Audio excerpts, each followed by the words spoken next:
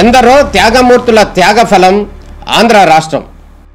నేడు ఆంధ్రప్రదేశ్లో ప్రజలు సుఖ సంతోషాలుగా ఉన్నారా? ప్రస్తుతం ప్రజల మధ్య ఉన్న కులాల కుంపట్లు ఎవరి కోసం? చంద్రయాన్ రాకెట్ యుగంలో కూడా వర్ణ విభేదాలు దేనికి సంకేతాలు? రాజకీయ పార్టీల నేతలు ఏం చెప్తున్నారు? నేటి కాలంలో ప్రపంచాన్ని శాసించే మన యువత మేధాశక్తి ఏం కోరుకుంటుంది? తెలుసుకోవాలంటే ఆంధ్ర యువగలం. ప్రజల మాటే మా నోట. వేదిక పైనున్న గౌరవ ముఖ్యమంత్రి చంద్రబాబు నాయుడు గారికి, నాకు అన్న సమానమైన ఉప ముఖ్యమంత్రి గారు పవన్ అన్నకి, రవాణా శాఖ మార్చులు రామ్ ప్రసాద్ రెడ్డి గారు ఈ కార్యక్రమానికి రాలేకపోయారు. వేదికమైన శాసన సభ్యులకి, మెంబర్ ఆఫ్ పార్లమెంట్లందరికీ పేరు పేరున నా హృదయపూర్వక నమస్కారాలు. భూమి కంటే ఎక్కువ భారం మోసేది మహిళ. ఏ రంగం తీసుకున్నా కూడా మహిళలు నంబర్ 1. ఆవకాయ పట్టాలన్నా మీరే, అంతరిక్షానికి వెళ్ళాలన్నా కూడా మీరే. తెలుగుదేశం పార్టీ ఆవిర్భావం నుంచి మహిళలకు అనేక రంగాల్లో ప్రాధాన్యత ఇస్తూ వచ్చాం. విశ్వవిఖ్యాత నట సార్వభౌమ స్వర్గశ్రీ నందమూరి తారక రామారావు గారు మహిళలకి ఆస్తుల్లో సమాన హక్కు కల్పించారు. స్థానిక సంస్థ ఎన్నికల్లో మహిళలకు ఆనాడు 9% రిజర్వేషన్ ఇచ్చారు.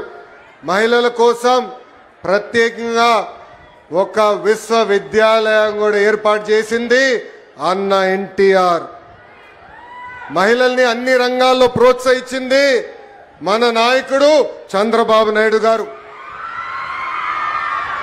డ్వాక్రా గ్రూపులు ఏర్పాటు చేసిన దగ్గర నుంచి మహిళలకు ఆర్థిక స్వాతంత్రం ఇచ్చారు.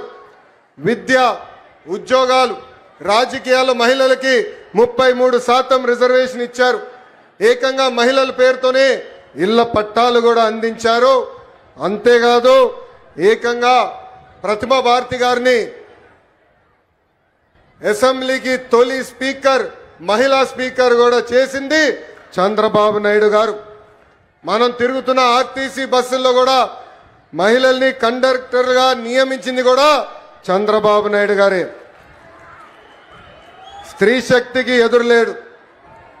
నేను విద్యాశాఖ మంత్రి అయిన తర్వాత షైనింగ్ స్టార్స్ అనే కార్యక్రమం పెట్టా. ఆ కార్యక్రమంలో 10th క్లాస్, 11th క్లాస్లో, 12th క్లాస్లో బాగా చదువుకున్న పిల్లల్ని తీసుకొచ్చి సన్మానం చేస్తా. ఆ కార్యక్రమంలో నేను చూసా, ఎక్కడి మహిళలే వచ్చారు, ఆడపిల్లలే వచ్చారు. 85% మంది ఆడపిల్లలే. అసలు అక్కడ మగవాళ్ళు ఎక్కడున్నారా అని ఎతుక్కునే పరిస్థితి. ప్రతిపక్షంలో నేనున్నప్పుడు మంగళగిరిలో స్త్రీ శక్తి పేరుతో అనేక సంక్షేమ కార్యక్రమాలు చేశా. దాంట్లో ప్రత్యేకంగా మహిళలకు కుట్టు మెషిన్లు, బ్యూటీషియన్ కోర్సుతో పాటు వాళ్ళకు కావాల్సిన పనిముట్లు కూడా ఆనాడు అందజేశాం. సుమారుగా 3600 మంది మహిళలకి కుట్టు మెషిన్ ఇష్టమే కాదు, ట్రైనింగే కాదు, దాంతోపాటు మార్కెట్ లింకేజ్ కూడా చేశాం. జూట్ బ్యాగులు, క్లాత్ బ్యాగులు కానివ్వండి, స్కూల్ యూనిఫామ్, ఇలా అనేక ఐటమ్లు తయారు చేసి ఈరోజు మహిళలు వాళ్ళ సొంత కాళ్ళ మీద నిలబడే పరిస్థితి. మహిళలకి అవకాశాలు ఇస్తే అద్భుతాలే మీరు సృష్టిస్తారు. దానికి ఉదాహరణ మా ఇల్లు. 1992లో ఆర్థికంగా సొంత కాళ్ళపై నిలబడాలని ఆనాడు గౌరవ ముఖ్యమంత్రి చంద్రబాబు నాయుడు గారు హెరిటేజ్ అనే ఒక సంస్థ ప్రారంభించారు. కరెక్ట్గా 2 సంవత్సరాల తర్వాత మీ దయ వల్ల ఆయన ఫైనాన్స్, రెవెన్యూ మంత్రి అయ్యారు. ఇప్పుడు కంపెనీ ఎవరో చూడాలని అమ్మకి చెప్పారు, కంపెనీకి ఒకసారి వెళ్ళి నువ్వు చూసుకోవాలని. మా అమ్మ ఎప్పుడు కంపెనీకి వెళ్ళా, కంపెనీ ఎలా రివ్యూ చేయాలో తెలియదు. ఆయన బలవంతం చేశారు. కారు వేసుకుని కంపెనీ దగ్గరికి వెళ్ళేది, ఆఫీస్ దగ్గరికి, పైకి కూడా వెళ్ళేది కాదు. కింద నుంచే ఫోన్ చేసి, పెద్దానికి నేను పైకి వెళ్ళలేను, నేను ఇక్కడ ఏం జరుగుతుందో నాకు తెలియదు అన్నారు. అలాంటిది ఈరోజు మా తల్లిని చూడండి, 5,000 కోట్ల విలువైన కంపెనీ ఆమె స్వయంగా నడిపిస్తుంది. అంతేకాదు అన్నా ఎన్టీఆర్ పేరుతో ఎన్టీఆర్ ట్రస్ట్ అని ఆనాడు బాబు గారు స్థాపిస్తే ఈరోజు అద్భుతంగా మా తల్లి ముందలు తీసుకెళ్తుంది. తలసీమియా పేషెంట్స్ కి ప్రత్యేకంగా గౌరవ ఉప ముఖ్యమంత్రి పవన్ అన్న ఆనాడు 50 లక్షల రూపాయలు కూడా మనకి అందజేస్తాం జరిగింది. బ్రహ్మణి గురించి కూడా నేను చెప్పాలి కదా 2 మాటలు. స్టాన్ఫర్డ్ లో చదివింది, తిరిగి వచ్చి కంపెనీలో ఇప్పుడు ఆమె పనిచేస్తుంది.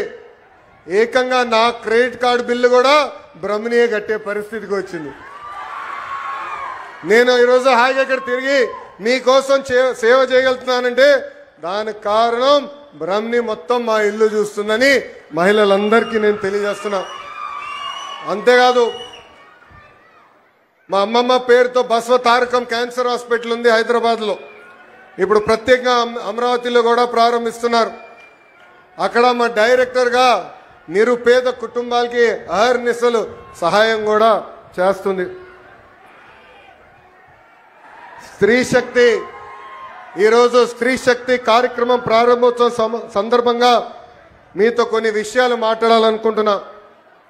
కొంతమంది మహిళల్ని కించపరిచే విధంగా మాట్లాడుతున్నారు. మహిళలు ఎంత బాధపడతారో నేను స్వయంగా నా ఇంట్లో నేను చూశాను. ఆనాడు శాసనసభ సాక్షిగా మా తల్లిని అవమానిస్తే మా తల్లికి 3 నెలలు పట్టింది కోలుకునేదానికి. తెలుగు వాడుక భాషల్లో కొన్ని పదాలు ఉంటాయి. చీర కట్టుకున్నావా, గాజులు తొడుక్కున్నావా, అమ్మాయిలాగా వేడవద్దని కొన్ని పదాలు వాడతారు. అవి ఎప్పుడిన్నా నాకు చాలా బాధ కలుగుతుంది. అలాంటి పదాలకి మనం ఫుల్ స్టాప్ పెట్టాలని ఈ సభాముఖంగా ఆంధ్ర రాష్ట్ర ప్రజలు నేను కోరుతున్నా. అలాంటి మాటలు ఎవరన్నా మాట్లాడితే మాట్లాడదని చెప్పండి. ఎక్కువ తక్కువ మాటలు చెప్పండి. అన్న లోకేష్ చెప్పాడు తోలు తీస్తాడని. ఈ సందర్భంగా గౌరవ ముఖ్యమంత్రి గారిని ఉప ముఖ్యమంత్రి గారిని ఒక విషయం కోరాలనుకుంటున్నా. సినిమాల్లో వెబ్ సిరీస్లో మహిళల్ని కించపరిచే విధంగా డైలాగ్స్ వస్తే అవి తీసే వరకు ఆ సినిమాలు వెబ్ సిరీస్ రిలీజ్ అవ్వకూడదని ఒక ప్రత్యేక చట్టం తీసుకురావాలని ఈ సభాముఖంగా పెద్దల్ని నేను కోరుతున్నా. మహిళా భద్రత గురించి అందరూ మాట్లాడతారు, అనేక చట్టాలు తీసుకురావాలంటారు. కానీ మహిళలకి భద్రత ఉండాలంటే మహిళల్ని గౌరవించాలనేది మన ఇంటి నుంచే మొదలవ్వాలని నేను బలంగా నమ్ముతాను. అందుకే నేను విద్యాశాఖ మంత్రి అయినప్పుడు ప్రత్యేకంగా first class second class text books తెప్పించా. దాంట్లో ఫోటోలు చూసా. ఇంటి పనులు చేస్తున్న ఫోటోలన్నీ మహిళల ఫోటోలు ఉన్నాయి. ఏకంగా అది నేను మార్చాను. ఇప్పుడు 50% ఫోటోలు మగవాళ్ళు ఇంటి పనులు చేసే ఫోటోలున్నాయి, 50% ఫోటోలు ఆడవాళ్ళు ఇంటి పనులు చేసే ఫోటోలున్నాయి.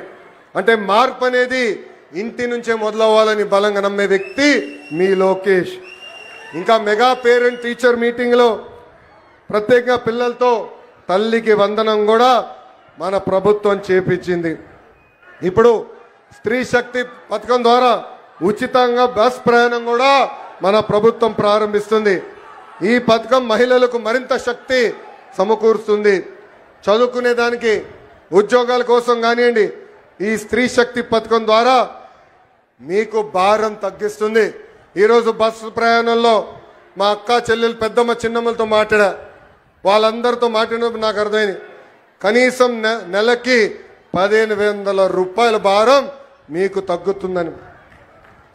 2019లో సంపూర్ణ మద్యపాన నిషేధం చేస్తానని ఒక రాక్షసుడు అన్నాడు.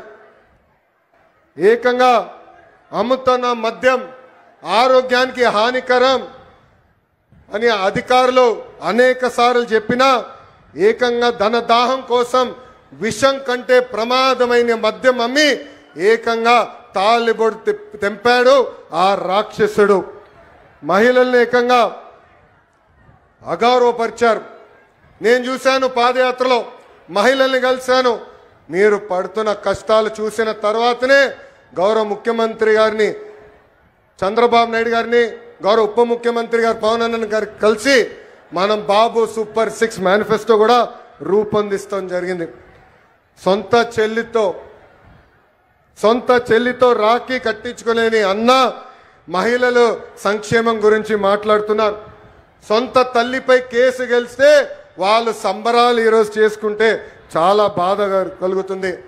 అందుకే వాళ్ళందరూ ఒకటే చెప్తున్నా, ముందల మీ ఇంట్లో ఉన్న అక్క చెల్లెలు పెద్దమ్మ చిన్నమ్మ అదేవిధంగా తల్లికి న్యాయం చేసిన తర్వాతనే మా గురించి మాట్లాడాలని హెచ్చరిస్తున్నా.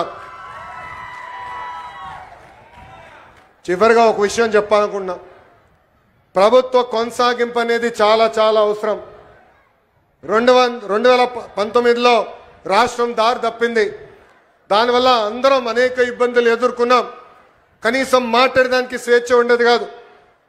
ఆనాడు ముఖ్యమంత్రిగా పనిచేసిన వ్యక్తి ఇట్లా వచ్చి ప్రజల్ని కలిసే పరిస్థితి కూడా ఉండేది కాదు. యువకులు చాలా నష్టపోయారు. మన రాష్ట్రంలో ఉన్న పరిశ్రమల్ని పక్క రాష్ట్రానికి తరిమేసే పరిస్థితి. కానీ ఇప్పుడు ఆంధ్ర రాష్ట్రంలో డబుల్ ఇంజన్ సర్కార్ ఉంది. కేంద్రంలో గౌరవ ప్రధానమంత్రి నరేంద్ర మోడీ గారి నాయకత్వం, రాష్ట్రంలో చంద్రబాబు నాయుడు గారి నాయకత్వంతో ఈ రోజు రాష్ట్రం ముందరికెళ్తుంది. అందుకే ఇది మనందరం గుర్తుపెట్టుకోవాలి. మా ప్రభుత్వం కొనసాగింపు అనేది చాలా చాలా అవసరమని ఈ సభాముఖం మీ అందరు తెలుపుకుంటూ, చివరిగా మొన్న పహల్గాం దాడిలో, ఉగ్రవాద దాడిలో మనం భారతీయులను కోల్పోయాం. గతంలో ఇలాంటి సంఘటన జరిగితే మనం కన్నీరు పెట్టుకుని ఇతర దేశాలకు వెళ్ళే వాళ్ళం.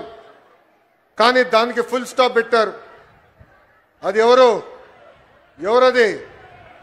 మన మిసైల్ గౌరవ ప్రధానమంత్రి నరేంద్ర మోడీ గారు ఆపరేషన్ సింధూర్ ద్వారా తగిన గుణపాఠం చెప్పారు. ఉగ్రవాదుల తర్వాత దాడి చేశారు. ఏకంగా పాకిస్తాన్ ఆర్మీ కూడా దాడి చేసింది. దాంట్లో మనం ఒక జవాన్ని కోల్పోయాం, మురళీ నాయక్ కుటుంబాన్ని కూడా నేను కలిసా. మురళీ నాయక్ తల్లిదండ్రులు వాళ్ళ బిడ్డ సైన్యానికి వెళ్ళాలని ఇష్టపడలేదు. ఉండేది ఒక్కడే, నీకేమైనా అవుతే మా పరిస్థితి ఏంటని. అప్పుడు మురళీ నాయక్ చెప్పాడు, నాకేమైనా అవుతే మొత్తం భారతదేశం ఈ కుటుంబానికి అండగా నిలబడుతుందని. అందుకే జవాన్ ఎక్కడ ఉన్నా మనం దారివ్వాలి, సెల్యూట్ కొట్టి జై జవాన్ అని చెప్పాలని ఈ సభాముఖం మీ అందరు తెలుపుకుంటూ, నాకు ఇంత అద్భుతమైన అవకాశం ఇచ్చిన గౌరవ ముఖ్యమంత్రి చంద్రబాబు నాయుడు గారికి నా హృదయపూర్వక ధన్యవాదాలు తెలుపుకుంటూ మీ అందరి దగ్గర నుంచి సెలవు తీసుకుంటున్నాం. వందే, పిడికలు బిగించి చెప్పండి, వందే, జై హింద్, జై హింద్. అందరికీ నమస్కారం.